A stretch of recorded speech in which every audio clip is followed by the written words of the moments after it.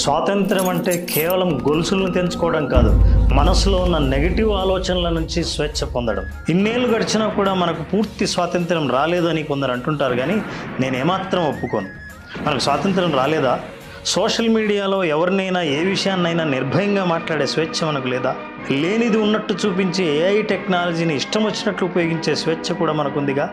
కానీ లాఠీ దెబ్బలు, తుపాకీ గుళ్ళు, ఉరికంబాలు తట్టుకొని స్వాతంత్రం తెచ్చిన దేశంలో ఒక్క అపజయాన్ని, అవమానాన్ని కూడా తట్టుకోలేని యువత ఈజీగా ప్రాణాలు తీసుకునే స్వేచ్ఛను కలిగి ఉందిగా.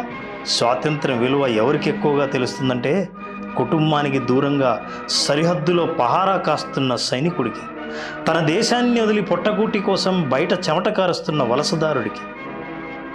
ఇప్పుడు మనం సాధించాల్సింది ఈరోజు మాత్రమే ఫీల్ అయ్యే సోషల్ మీడియా ఫోటోల స్టేటస్ స్వాతంత్ర్యం కాదు.